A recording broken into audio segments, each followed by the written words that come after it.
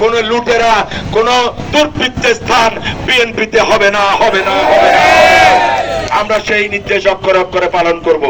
যদি কেউ কোন অনুপ্রবেশকারীকে, কোন কিশোর গ্যাংকে, কোন সন্ত্রাসীকে কোন টাকার প্রলোভনে অথবা অন্য প্রলোভনে আমাদের দলে আশ্রয় প্রশ্রয় দেওয়ার চেষ্টা করে, তাদের বিরুদ্ধে আমরা কঠিন থেকে কঠিনতর সিদ্ধান্ত গ্রহণ করব।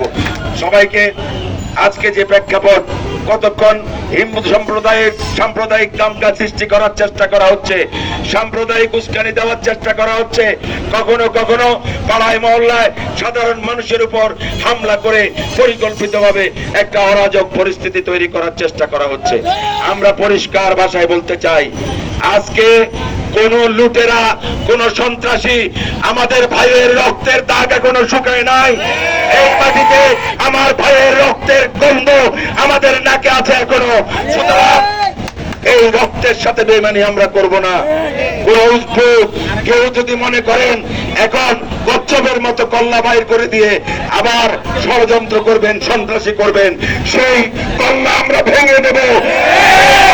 ভেঙে দেওয়ার জন্য সবাইকে পাড়ায় মহল্লায় প্রতিরোধের দুর্গ গড়ে তুলতে হবে। কিন্তু লক্ষ্য রাখতে হবে আপনাদের ভিতরে কোন অনুপ্রবেশকারী ঘটিয়ে এটাকে ভিন্ন খাতে প্রবাহিত করে যেন কোনো বিশৃঙ্খলা করতে না পারে। আমি আর বক্তব্য, প্রিয় ভাইরা, শুধু আপনাদের প্রতি সবিনয় আবেদন থাকবে, আজকে থেকে এখন রাজনীতি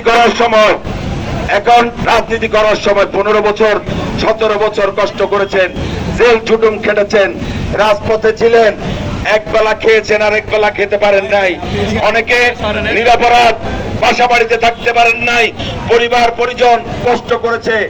আজকে আপনাদের সময় এসেছে সবগুলোর, এই যে আমাদের শ্রম ঘাম, এগুলোর ফসল ঘরে তোলার। সুতরাং এই সময়ে আমাদের যে দায়িত্ব,